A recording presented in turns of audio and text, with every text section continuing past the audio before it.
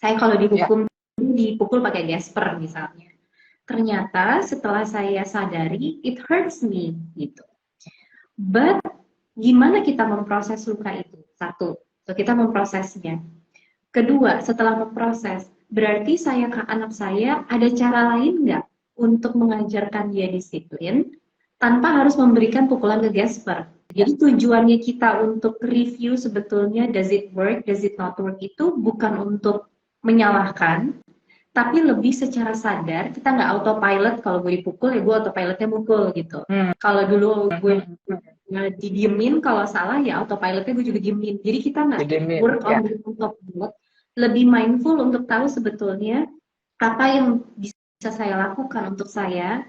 Ada possibility ya, ada cara lain apa lagi sih yang bisa saya lakukan dalam parenting ini.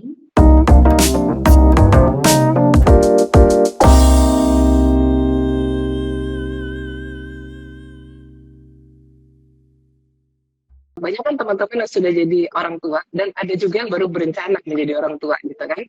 Nah, apa saja sih yang harus kita persiapkan untuk menjadi orang tua gitu?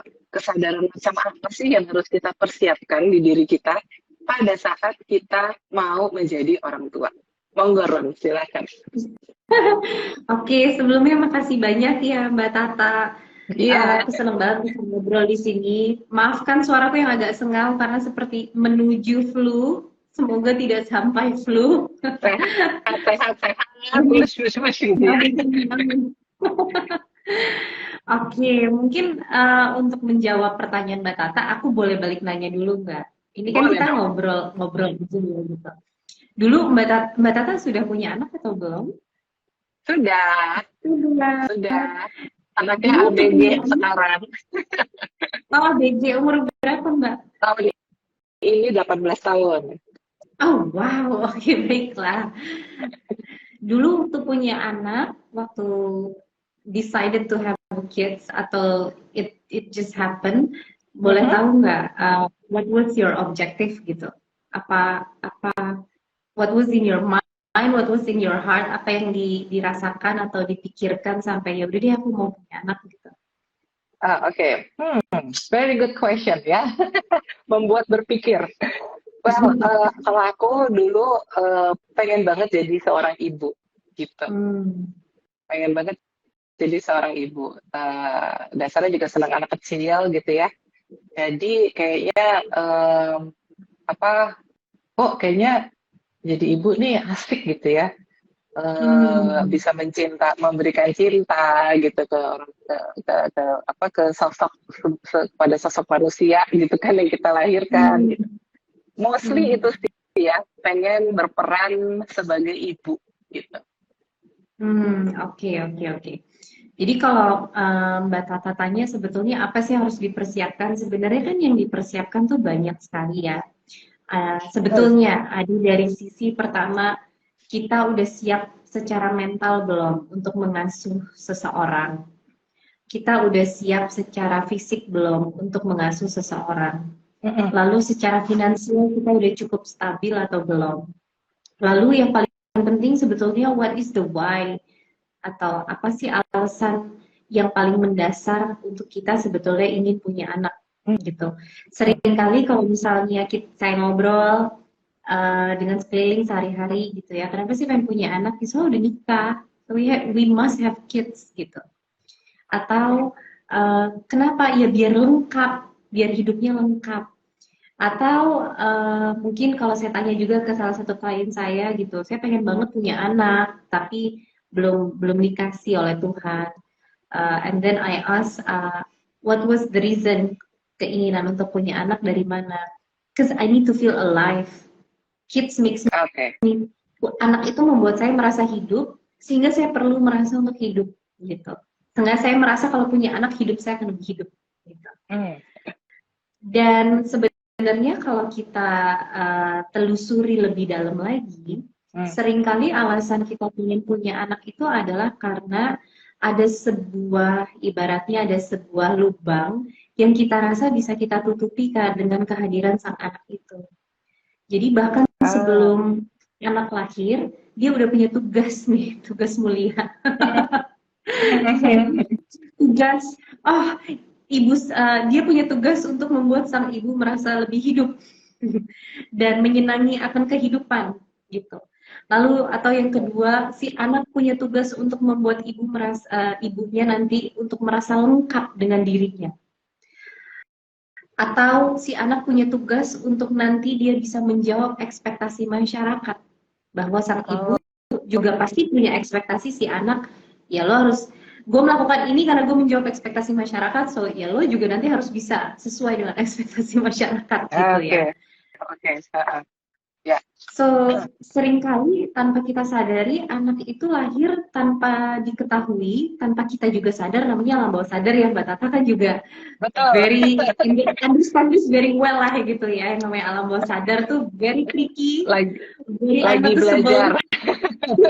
Iya, lagi belajar banget ya untuk sadar. Oke. Jadi betul-betul dia ternyata punya hidden agenda kenapa pengen punya anak, dan tanpa disadari kita secara alam bawah sadar kita tuh udah ngasih tugas untuk anak. Jadi anak lahir sudah dengan tugas-tugas yang tanpa kita sadari kita berikan ke mereka gitu. Oke. Jadi tanpa kita sadari anak ini yang kita beri tugas gitu ya, dalam tanda kutip gitu ya. Karena karena memang norma-norma sosial ya, biologis nikah punya anak gitu ya, banyak yang begitu juga gitu. Tadi seperti Rona bilang, anak nanti bisa memberi kebahagiaan, ngasih cucu ke orang tua dan seterusnya, dan itu kayak terinstall ke alam bawah sadar kita gitu. Jadi seolah-olah anak tuh akhirnya punya tugas itu tadi, diberi tugas gitu kan oleh orang tuanya gitu ya berarti. Oke. Kita tanpa sadar ngelihat anak kita juga bahwa dia punya tugas itu loh, tanpa disadari ya. Tanpa disadari kita juga punya ekspektasi sama si anak.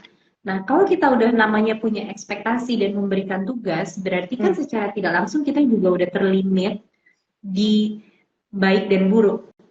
Jadi ini yang benar, ini yang salah, ini yang baik, ini yang buruk. Contoh, kita punya anak karena kita menjawab ekspektasi ya, setelah nikah ya punya anak, that's the societal expectation gitu. Jadi kita juga hidup berdasarkan ekspektasi sosial di mana ada benar, ada salah, ada baik, ada buruk. Begitu juga kalau kita pengen anak itu supaya saya merasa lebih hidup aja. Jadi ketika anak memang menjadi dia dan tidak membuat kita merasa bahagia akan kehidupan, kita juga sudah punya judgement dan persepsi bahwa ada yang salah, ada yang benar. Ada yang benar, ada yang salah, ada yang baik, ada yang buruk gitu. Sehingga kita akhirnya kurang bisa melihat anak seapa adanya. Karena ini saya ngomong karena berdasarkan pribadi ya Bu, jadi bukannya saya ngajarin. Ini sharing dari hasil justru itu kita sharing kan ya, sharing. Ini sharing lagi kayak gini kesannya kita ngajarin ya, padahal kita bisa ngomong kayak gini karena kita juga di terapi bertahun-tahun Bu. Benar. Kita kan juga manusia biasa gitu ya. Belajar untuk membangun kesadaran kita juga gitu ya. Apalagi kita sudah punya teman sebagai orang tua gitu kan ya. Betul. Jadi akhirnya kita nggak bisa melihat anak tuh seapa adanya karena kita punya hidden agenda yang akhirnya kita membangun boundaries atau limitasi itu bahwa yang benar tuh gini, yang salah tuh gini, yang baik tuh gini, yang buruk tuh gini. Sehingga kalau anak melakukan hal yang di luar pemikiran kita, possibility kita, akhirnya kita merasa bahwa oh this is bad, gue kesel nih, gue marah nih karena dia nggak sesuai nih dengan boundaries yang gue bikin, dengan aturan yang gue bikin, karena kita di that right and wrong and good and bad itu gitu. Exactly. Nah, kembali ke pertanyaan di awal banget Mbak Tata, apa sih yang perlu kita persiapkan? Jawabannya sesimpel diri kita sendiri dulu dan menyadari diri kita dulu ya. Dan menyadari sebenarnya kita tuh kita dengan sadar conceiving our child itu tuh based on what? Oke. Menarik banget ini ya. Jadi kalau kita tarik lagi gitu ya, coba kalau kita minta teman-teman di sini juga berefleksi gitu kan ya, apa sih yang kita persiapkan pada saat kita merencanakan, atau kadang-kadang ada juga yang tidak berencana gitu. Tapi pada saat kita mau punya anak gitu ya, yang at least yang kita rencanakan gitu kan ya, pasti sebenarnya yang tujuan kita punya anak gitu kan ya. Berarti kita balik Hmm. lagi gitu ya ke sana ya, Run ya. Nah, tapi itu kan kalau misalnya kita saat ini belum menjadi ibu, belum menjadi anak, belum menjadi orang tua, gitu kan ya. Kalau udah menjadi orang tua, kan kita menarik reflektif gitu kan ya.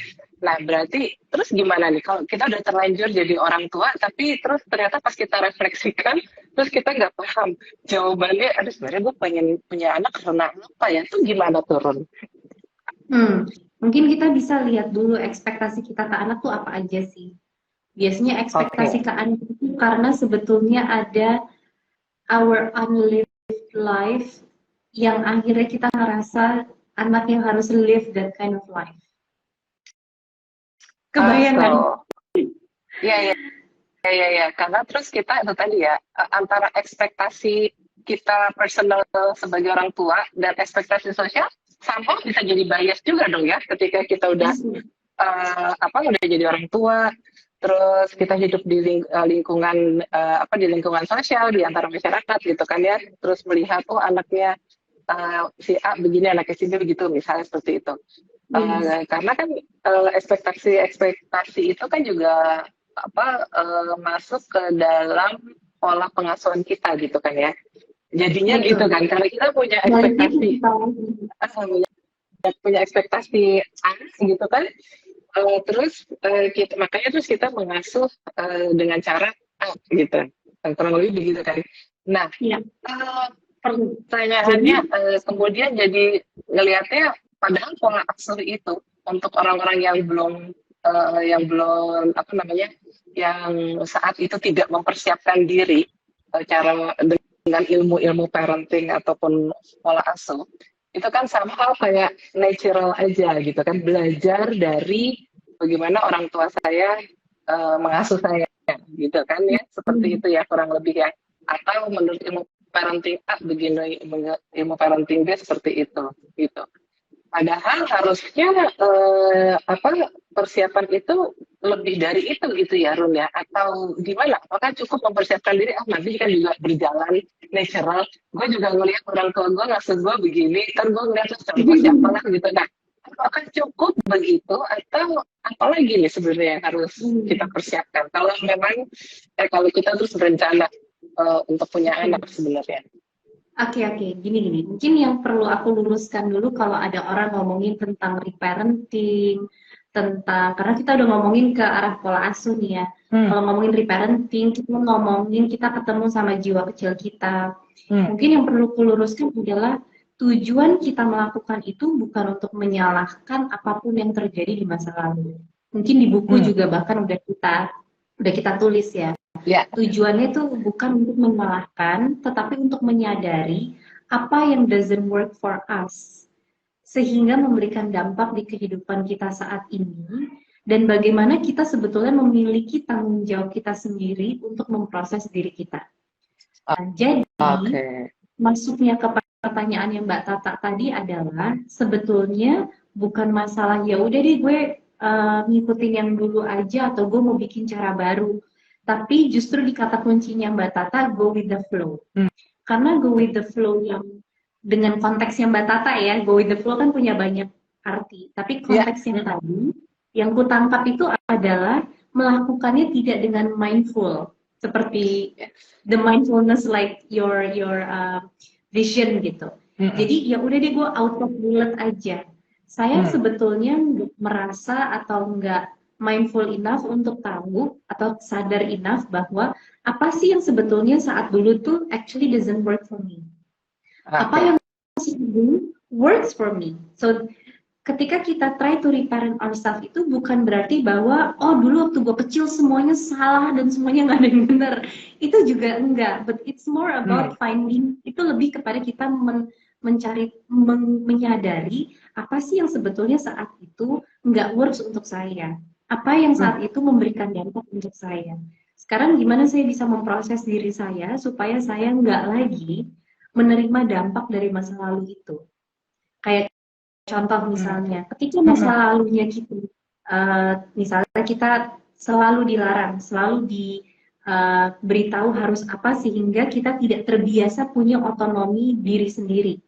Ya, Sehingga ya, dampaknya di saat dewasa kita sulit untuk mengambil keputusan atau melakukan inisiasi karena kita ya, takut salah gitu ya. ya, Itu mungkin berdampak di pekerjaan atau sebagai ibu rumah tangga juga ketika melakukan sesuatu di hal area rumah tangganya juga mungkin ada dampaknya mungkin. So ya, kita ya, melakukan reparenting atau kita tahu bahwa oh itu tuh dulu ternyata memberikan dampak untuk saya. Itu bukan untuk gila nih ibu gue salah banget itu bukan. Tapi lebih ya, ya, kepada cara itu ternyata memberikan dampak untuk saya. Sekarang bagaimana saya bisa memproses hal tersebut sehingga sekarang dampaknya saya bisa lebih berani lagi untuk memulai sesuatu, untuk hmm, mengambil keputusan tanpa mengandalkan orang lain gitu. ya, Nah, ya, hubungannya dengan parenting itu adalah kita bisa cek dulu. Dulu saya sebagai anak sebenarnya itu mana sih yang saat itu memang saya rasa cocok untuk saya. Dan kalau nggak cocok, saya bisa cari ilmu di mana nih untuk memproses yang nggak cocok ini dan apa cara lainnya. Contoh misalnya, aduh saya terluka banget nih karena dulu saya dihukum. Saya kalau ya, dihukum dipukul pakai gesper misalnya. Ternyata setelah saya sadari, it hurts me gitu. But gimana kita memproses luka itu? Satu, so kita memprosesnya. Kedua, setelah memproses, berarti saya ke anak saya ada cara lain nggak untuk mengajarkan dia disiplin tanpa harus memberikan pukulan ke Gasper? Which is, hmm, ada kan, ada positif disiplin, ada cara-cara lain lah. Gimana kita mencari tahu ilmu untuk supaya there's another possibility untuk saya melakukan sesuatu, tidak memakai template yang saya kira hanya itu pilihannya, gitu. iya, Gitu. ya, Jadi tujuannya kita untuk review sebetulnya does it work, does it not work itu bukan untuk menyalahkan, tapi lebih secara sadar kita nggak autopilot kalau gue dipukul ya gue autopilotnya mukul gitu. hmm, Kalau dulu hmm, gue hmm, hmm. didiemin kalau salah ya autopilotnya gue juga diemin. Jadi kita nggak Didemin, work ya, on the autopilot, lebih mindful untuk tahu sebetulnya apa yang bisa saya lakukan untuk saya. Ada possibility ya, ada cara lain apa lagi sih yang bisa saya lakukan dalam parenting ini selain apa yang saya tahu gitu sih, lebih ke arah situ sih Mbak Tata sebetulnya. ya, ya, setuju. Berarti ketika kita sudah masuk ke dalam pola asuh gitu ya, kita benar-benar harus menyadari banget gitu ya, menyadari apa yang bagaimana cara kita nih mengasuh anak kita ini tadi gitu ya. Kayak misalnya contoh Betul.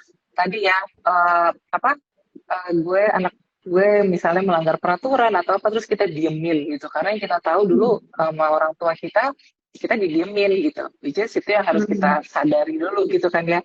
Kenapa sih Ya. gue ini kan sebenarnya emosi yang membuat anak kita nggak nyaman gitu kan sebenarnya. Hmm. Dan Iya. sebenarnya dulu saya juga mengalami ketidaknyamanan itu misalnya seperti itu kan Hmm. ya. Hmm. Lalu Iya. kenapa ini terjadi? Udah tahu didiemin tuh gak nyaman. Kok ya gue ulang nih ke anak gue kan gitu ya. Akhirnya memimik ibu kita kan. Iya, betul betul. Jadi kayak itu sebenarnya proyeksi banget gitu kan ya. Bahwa yang Betul. kita lakukan tuh Hmm. kadang-kadang mengulang apa yang dilakukan pola asuh yang kita terima dulu gitu ya. Bukan Hmm. berarti nyokap sih dulu gituin gue gitu atau bokap sih dulu gituin gue gitu kan, bukan itu ya tujuannya kan Iya. ya, Iya. karena ketika kita udah mindful menyadari bahwa ada satu pola tertentu yang saya pernah alami dan ternyata saya lakukan ke anak saya, itu kita udah itu menjadi indikator kita untuk parenting gitu ya, melihat Iya. kembali pola asuh kita Iya. gitu. Nah, Iya. ini kan menarik ya. Tapi yang sering kita temukan turunnya yang aku baca, aku temukan juga di kehidupan sehari-hari ketika bergaul dengan sesama orang tua dan juga berkaca dengan diri sendiri. Seringkali kita tuh tidak sadar bahwa yang kita lakukan itu adalah proyeksi dari mungkin orang tua kita, gitu kan ya, Hmm. atau apa proyeksi bahwa itu ketidaknyamanan yang saya terima, tapi terus kita ulang gitu kan ke anak kita. Terus kita kaget-kaget begitu anak kita melakukan hal yang sama, misalnya marah gitu kan, dia caranya ternyata dia mengikuti cara kita marah gitu kan. Mm-mm. Nah, Mm-mm. gimana caranya tuh supaya kita bisa melihat aware dengan adanya dengan indikator-indikator apa yang bisa kita jadikan indikator-indikator itu gitu loh. Bahwa Oke. ternyata nih kok ternyata dia ngulang apa yang gue apa cara marah gue loh gitu. Nah, bagaimana tuh kita Mm-mm. bisa sampai kepada titik kesadaran itu gitu. Karena seringkali ya udah berjalan aja gitu kan ya. Wah, kan boleh kita temukan juga ya. Tuh anak pemarah banget gitu. Padahal kayaknya orang tuanya baik-baik aja gitu. Tapi ketika kita selami, mengenal lebih jauh, terus satu kali menemukan bahwa si orang tua ini memarahi dengan cara, oh, lalu kita berkesimpulan, oh, pantesan ibunya atau bapaknya juga kalau marah kurang lebih sama sih caranya. Nah, Iya, itu kan iya, berarti iya. tidak sadaran gitu kan ya. Nah, gimana nih Betul. caranya nih? Gimana caranya Run buat teman-teman kita juga gitu. Oke, oke. Sebetulnya caranya simpel banget sih. Anak itu kan Hmm, cerminan dari diri kita sendiri sebenarnya ya. Jadi kalau kita beres. apa dan cerminan ini bukan bicara ya. It's like a real projection kalau anak kita baru lahir kita kita apa namanya takut dia kenapa-kenapa. Ya itu berarti sebetulnya indikator ada apa nih kita waktu baru lahir gitu kan. Jadi sebenarnya Hmm, apa yang membuat kita terpicu, terpicu tuh nggak cuma marah ya. ya, Terpicu tuh selain marah bisa sedih, bisa takut, bisa aduh kok aku nyes banget ya ngeliat anakku gitu gitu ya, kesian gitu. Itu sebenarnya adalah ciri bahwa ada sesuatu di dalam diri kita yang memang belum beres, yang nah, sebetulnya so. itu adalah cerminan juga dari dalam diri kita. Karena Hmm. ibarat kayak proyektor, sebetulnya anak kita tuh kan dinding dari file komputer yang ada di dalam diri kita juga kan. Jadi kalau kita terpicu sama perilakunya dia, berarti mungkin pertanyaan pertama adalah kenapa ini memicu saya perilaku dia seperti ini. Oke. Ini itu dulu Jadi yang kita bilang aku ya. Dan itu aja sering kelewatan ya Bu. ya Bu, benar-benar kita nggak sadar kalau terpicu gitu kan ya Bu ya.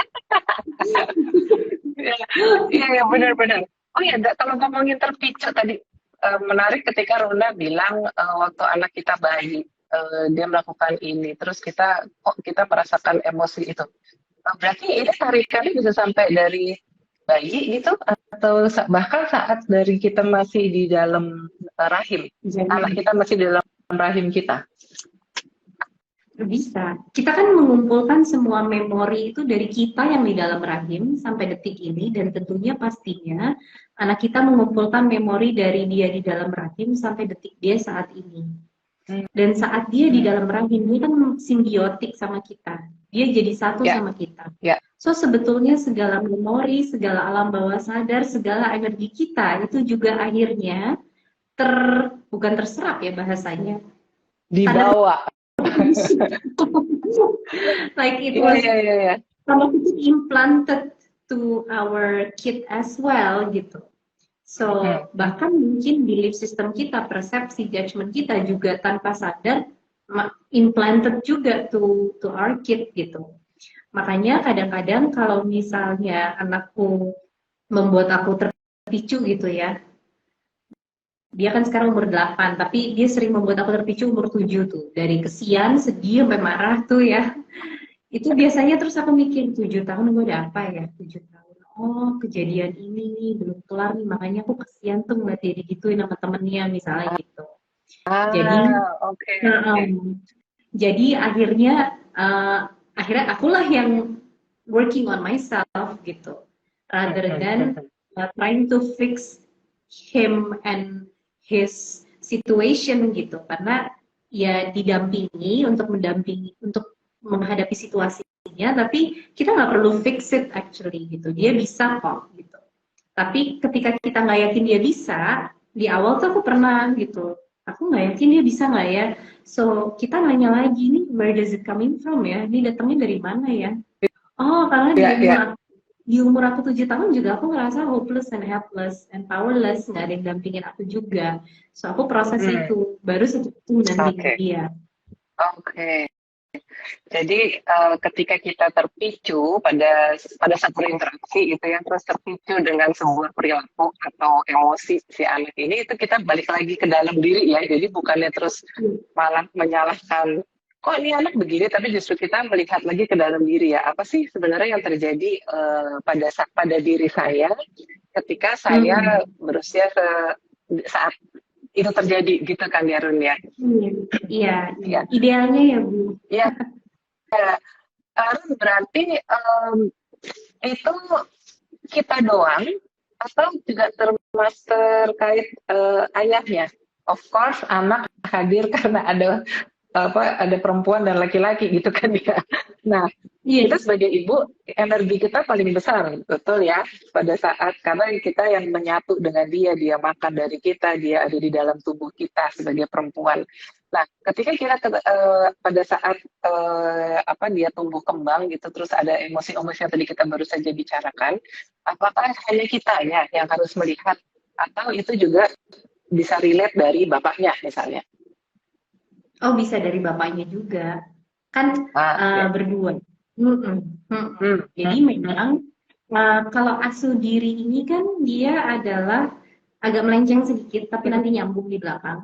Asuh diri ini adalah turunan dari pilarnya School of Parenting. School of Oke. Parenting itu punya 3 pilar. Dalam Hmm, parenting, hal yang paling utama dan pilar paling utama itu adalah menang atas diri sendiri. Jadi apapun oke. yang belum selesai di diri, coba deh kita coba proses, kita coba selesaiin. Because parenting is actually not parenting your kid. The number one is to parent yourself. Ourselves, ya. Jadi before we parent our kid, we need to parent ourselves. Jadi pilar pertama adalah menang atas diri sendiri, dan itu yang akhirnya ditarik jadi asuh diri. Ya, Tapi ada juga pilar kedua, yaitu menang bersama pasangan. Jadi yes. sebelum kita parent our kid, kita juga need to parent our relationship. And the Hmm, couple, suami dan istri juga need to parent themselves. So they both ngobrol at the same language. Ini idealnya ya. Idealnya mereka ngobrol di bahasa yang sama dan mereka memparent hubungan mereka. Sehingga emosi mereka pun mereka saling mengerti satu sama lain. Gitu. Nah, hmm. baru setelah itu menang bersama anak dan keluarga. Jadi menang bersama anaknya tuh justru yang ketiga, udah urutan yang terakhir gitu ya. But last but not least gitu. But ngomongin tadi apakah pasangan juga, tentu gitu, karena dia adalah bagian dari the parenting itself. Ya, ya, ya, ya, ya, setuju sih. Karena jadi kalau kita mau ngomongin asuh diri ini tadi, itu tadi ya, pilarnya nih ya, kalau kita sebagai orang tua menang atas diri sendiri, menang bersama pasangan, ya, atau parenting parenting relationship, dan menang bersama anak dan keluarga. Nah, ini luar biasa karena ini mempermudah harusnya struktur dengan melihat struktur ini gitu ya. Jadi kita bisa lebih terbangun kesadarannya pada saat kita mengasuh anak kita gitu ya. Balik lagi asuh diri dulu. Jangan terus begitu punya anak seneng-seneng ya kali kayak mengalir begitu aja, karena sebenarnya ada ilmu yang bisa kita bekali untuk diri kita sendiri pada saat kamu memutuskan menjadi menjadi orang tua gitu kan ya. Karena yang aku juga pelajari juga ya, kita sama-sama pelajari gitu kan ya. Ini kan pada saat konflik terjadi itu sebenarnya kan tuh energinya luar biasa antara energi perempuan dan laki-laki ya kan, makanya terus terjadilah pembuahan dan akhirnya muncul buah hati kita gitu ya. Ya. Jadi pada saat itu tuh energi kita juga harus baik dong ya, Run ya. Kalau kata orang tua zaman dulu, eh, apa kalau hamil itu happy happy, jangan stres-stres, jangan marah-marah, karena kalau enggak nanti anaknya nyuruh terus gitu. Aku pernah dengar kayak gitu. Terus kamu baca bukunya Runa ini kok sama connected gitu ya? Sama Iya. connected, bener ya Runa? 50-50 kalau boleh jujur. 50-nya tuh apa Hmm, secara konsep tuh secara pribadi, secara konsep aku setuju bahwa ya, yes, kehamilan itu akan berdampak pada anak. ya, So when you are actually happy, kamu lega, apa namanya, terus menjalani sesuatu dengan ease gitu ya, itu juga akan memberikan dampak untuk anak.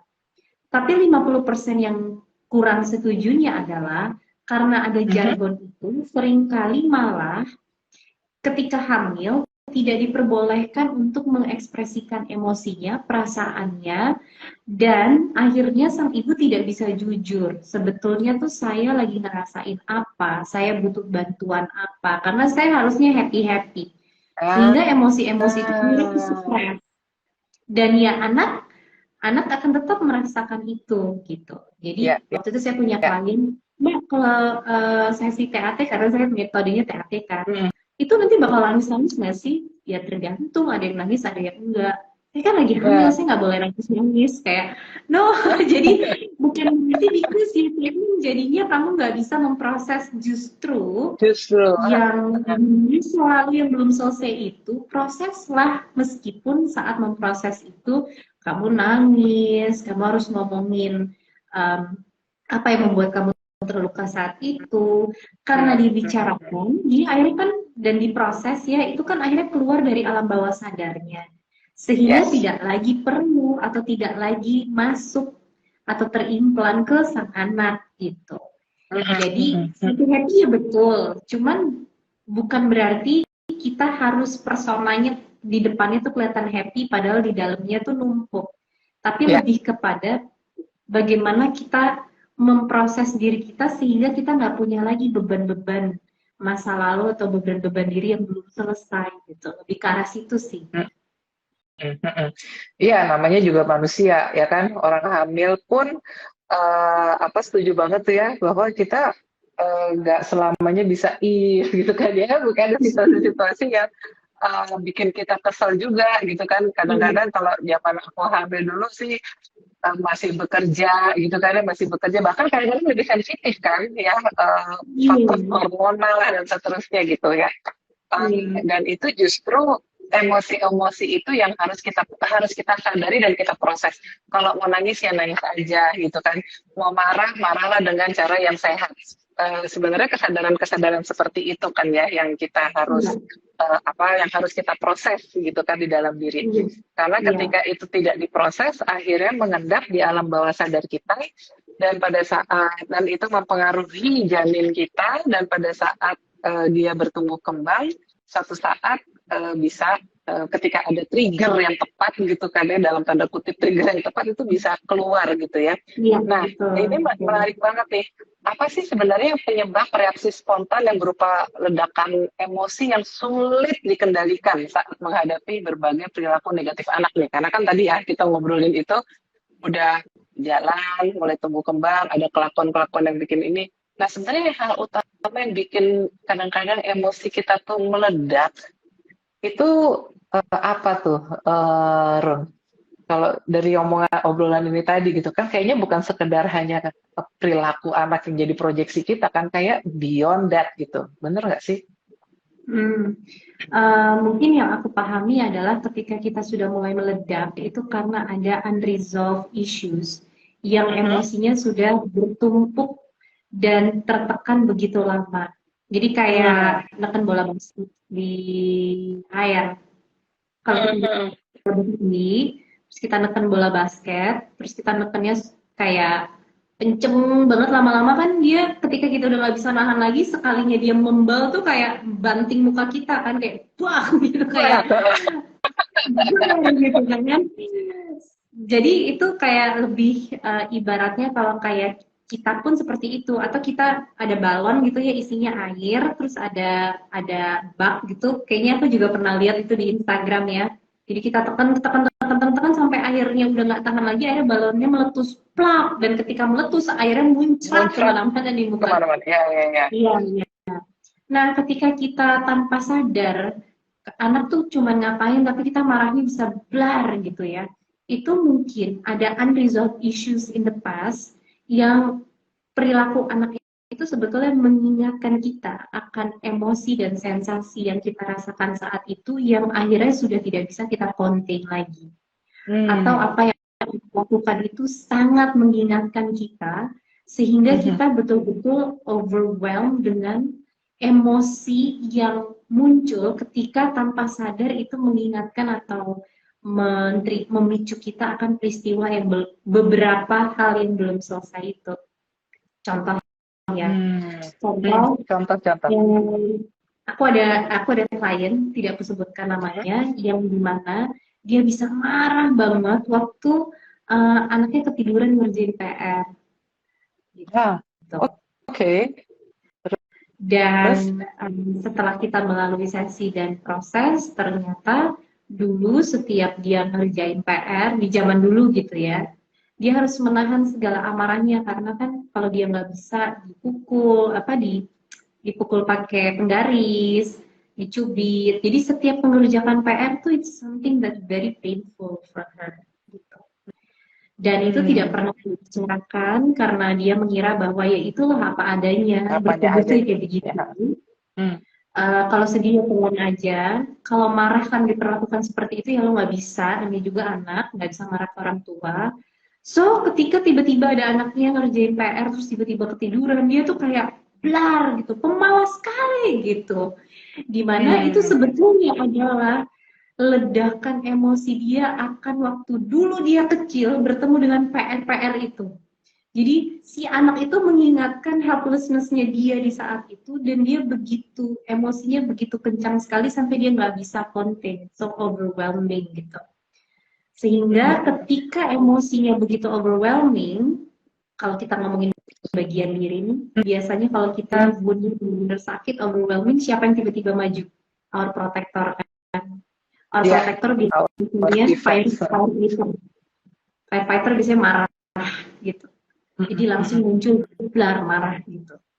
So mungkin kalau kita dar-dor-dor, sebetulnya di balik dar-dor itu ada a very deep things yang perlu kita tengok lagi. Apa sih hal ini mengingatkan kamu akan apa? Emosi yang kamu terasa waktu lihat itu tuh apa? Sensasi yang kamu rasain di badan kamu tuh apa? Biasanya kalau kita telusuri itu, bisa akan muncul hal-hal yang terkait dengan, oh ada yang belum selesai nih di diri saya. Gitu. Wow. Jadi itu lagi ya, we back to the very reason kenapa sih buku ini ada. Kenapa sih kita bahas ada loh yang namanya jiwa kecil, itu bukan untuk supaya kita bikin tren pop gitu, enggak sama sekali. Lebih kepada kayak atau inner child ya, sekarang kalau dibilangnya sama sekali inner child ya. Ya, tapi lebih kepada ketika kita benar-benar tahu dan kita reparent ourselves, itu akan memberikan dampak yang luar biasa to our parenting untuk kita ke anak kita gitu. Jadi lebih kepada bagaimana sih supaya kita tidak mengulangi hal yang sama ke anak kita, supaya anak kita nggak usah mengulangi luka yang sama gitu. Lebih ke arah situ sih. Iya, iya. Karena kan seringkali meledak gitu kan, udah tumpah ruah kayak tadi si balon itu yang airnya muncrat kemana-mana. Habis itu ketika udah blar terus nyesel. Iya, ya merasa kan? bersalah. Merasa bersalah ya ampun. Karena terus anaknya jadi mungkin reaksinya juga macam-macam kan. Ada yang akhirnya bisa mungkin menangis ya kan, merasa terus kita merasa jadi kayak penjahat banget gitu kan. Tapi mungkin ada juga anak yang melakukan hal yang dilakukan orang tuanya dulu, kita ketika dimarahin ini ya udah diem aja gitu kan, menekan. Bayangkan suatu saat dia menjadi orang tua dan ke-trigger dengan sesuatu yang kurang lebih sama, itu akan terjadi lagi gitu ya Run ya. Bisa jadi. Jadi kita sebetulnya hanya memimik dan mengulangi kehidupan ataupun Hmm, peristiwa turun menurun yang makanya kan akhirnya diketahui sebagai transgenerational issues gitu. transgeneration. Ya, ya, ya. Nah, Indonesia, ini yang Indonesia harus. gitu. Iya, terus mungkin kalau kita bisa turn back time gitu ya, mungkin melihat itu terjadi sama kita karena orang tua kita gitu kan. Terus Iya, tahu begitu kita melihat kehidupan orang tua kita dulu, ternyata dia juga diperlakukan seperti itu sama betul, eyang kita. Terus ternyata juga betul, dilakukan juga gitu. Dan itu makanya kayak betul. akhirnya turun temurun yang kita ketahui adalah seperti itu dan akhirnya suatu saat bisa meledak. So, ini apa yang harus kita istilahnya apa break the cycle gitu kan ya, parenting yang Recycle apa yang breaker ya. betul. Nah, ini kan menarik kalau di buku kamu itu ya tadi aku baca tuh ada yang ada membahas tentang hidden anger. Apakah ini Hmm. termasuk hidden anger juga kah? Atau ada definisi atau pemahaman yang lebih bisa kita elaborate lagi, Run, tentang hidden Hmm. anger ini sesuai Oke, tema malam ini. jadi sebetulnya anger itu, sebetulnya kan kalau kita belajar emosi, anger adalah emosi dasar ya. Namun dalam prakteknya, ketika diri saya pribadi berterapi selama Mhm. beberapa lama dan juga mendampingi klien, akhirnya saya melihat bahwa seringkali marah itu muncul karena bertujuan untuk melindungi bagian diri kita yang sangat sedih dan sangat terluka. So, a Oke. bit wounded part yang kita sedih, kita feel isolated atau exiled, terluka, sehingga muncullah amarah ini yang sebetulnya tujuannya untuk protecting that part, our wounded part itu, bagian diri kita yang terluka itu. Sehingga kita menyimpan atau punya amarah ini gitu. Jadi Hmm. seringkali ketika kita marah, sebetulnya kalau kita telusuri balik lagi di balik marah itu ada apa sih? Gitu. Apa yang membuat kita marah? Contoh, oh anak saya nggak sopan sama saya, misalnya. Gue marah nih, karena tidak seharusnya saya diperlakukan seperti itu, misalnya. Dia harusnya kayak talk nicely to me, do polite things to me, gitu ya. Hmm. Tapi kalau kita telusuri lagi, ada apa di balik marah itu? Oh, I feel that I'm not feel worthy enough as a mother, sehingga dia bisa secara natural tahu bahwa dia do polite things to me. So because I don't feel worthy, it makes me feel so sad. Dan sad itu Ah, akhirnya sebenarnya yang menjadi the good part di diri kita. Gitu. So the hidden anger tuh sering kali ya itu tadi contoh klien saya yang setiap ngerjain PR dicubit, dipukul kalau nggak bisa jawab ya. Gitu. Dia sebenarnya sedih kayak no one protects me and I feel alone dan gue tuh sedih banget gitu. Kenapa nggak ada yang kayak bapak gue ngeliatin tapi kenapa diem aja? Kenapa saya nggak diajarin? Kenapa saya? Jadi dia tuh penuh this sadness and disappointment juga terhadap situasi orang tuanya dan juga dengan dirinya sendiri gitu. Tetapi sedih itu begitu memilukan sehingga muncul rasa marah kayak seharusnya tuh saya nggak diginiin gitu jadi marah gitu ya.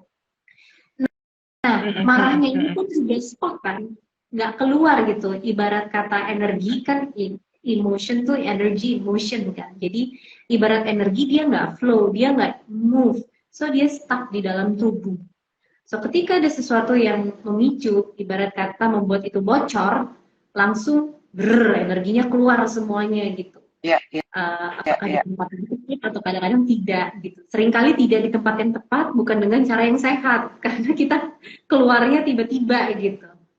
Gitu. Jadi ya ada hubungannya pasti dengan our wounded part gitu. Pasti ada hubungannya.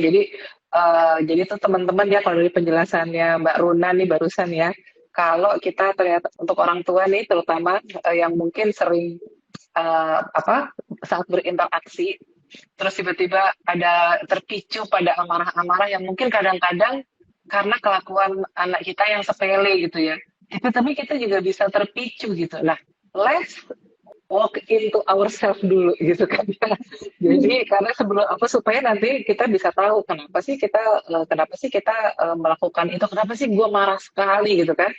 Terus akhirnya Ya, berakhir dengan penyesalan, tapi dan anak kita sudah terlanjur terluka. Artinya kita memproyeksikan luka kita lagi gitu ke anak kita gitu kan ya.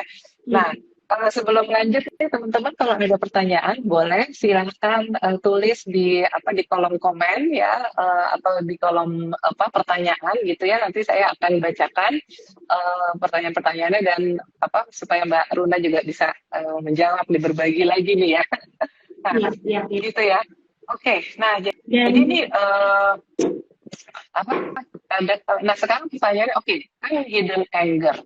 Kadang-kadang itu wounded yang memang pilu banget ya. Terus setelah kita sadari itu, lalu apakah ada cara yang sehat gitu ya? Kan sehat ya, kan kalau tadi kita ngomong negatif gitu kan kayak blar gitu jadi keluar gitu kan ya. Apakah ada cara yang sehat supaya kita bisa tetap mengekspresikannya? Kan toh emosi itu harus kita kelola dan kita tetap harus regulasi gitu kan, harus kita keluarkan juga gitu kan. Nah, apakah bagaimana nih sebenarnya cara yang bisa kita lakukan?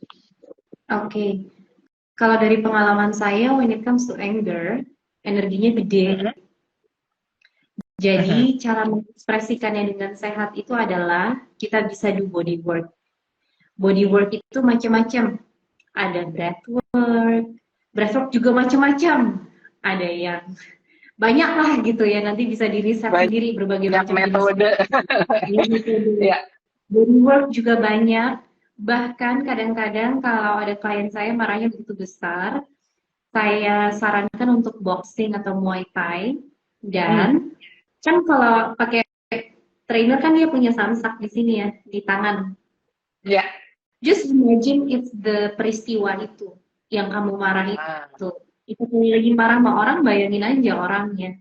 Dan apa namanya, keluarin marahnya di situ gitu.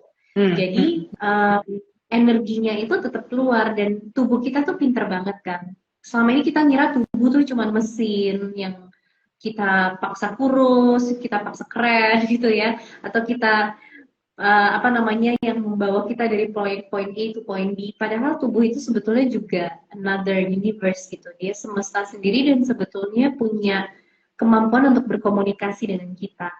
Jadi kita sebelum melakukan body work itu kita bisa berikan intensi ke tubuh kita kayak badan, aku pengen ngeluarin marahku nih yang kesimpan di kamu pakai boxing ini gitu. Mau ngeluarin marah yang tentang peristiwa A gitu misalnya, keluarin ya energinya yang kesimpan ya gitu. Itu biasanya bisa beda banget dengan kalau kita memang boxing untuk kurus aja atau untuk kardio aja. Itu bisa beda Ya, banget ininya. Apa namanya, outputnya sesinya ya, berjalannya bisa berbeda. sesinya. Oh, oke. Betul, betul. Jadi jadi prosesnya aja tuh bisa kerasa gitu ya bedanya ya berarti ya dengan Beda. Tubuh body kita work pintar yang banget. Yes, oke. yes. Dan Body bahkan work yang kita untuk meregulasi emosi dengan body work yang emang physically kita latih gitu kan. Itu bisa berbeda ya, banget ya betul. Ron ya. Ah, Betul, oke, even oke. singing. Kalau marah you can even sing gitu kayak wah kayak karaoke or do something yang emang ngeluarin emosi kita. Sesilahkan ke tempat karaoke gitu ya. Dan pilih lagu yang membuat Anda mengeluarkan emosi, bahkan kalau ada teriak pilih rock and roll and just sing out loud. Dan without any substance, bukan substance, tanpa ada ya alkohol dan sejenisnya gitu. Jadi Hmm, hmm. benar-benar sadar sama tubuh kita, sadar sama suara kita dan emosi kita, dan kita benar-benar ngeluarin gitu sambil menyanyi itu. That also can Help work. ya. Hmm. Help. Ini di luar dengan terapi juga ya. Jadi Ya, ya. maksudnya kita tentu perlu tanda kutip teman atau terapis yang membantu kita juga co-regulate. Jadi bersama meregulasi diri kita dan juga membicarakan sebetulnya kenapa sih waktu itu gue terluka. Karena trauma itu atau luka batin itu terjadi kan, ini saya quote dari Gabor Mate ya. Jadi trauma itu kan terjadi ketika kita dalam diri kita tidak bisa memproses apa yang terjadi dan kita harus Ya. melalui itu sendiri.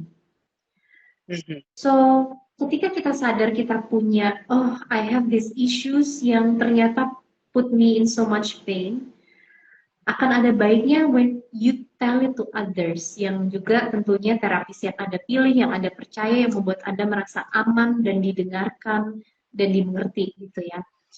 Jadi kita juga merasa bahwa, oh, saya ketika harus melalui ini lagi, saat menyadari, saya nggak sendiri.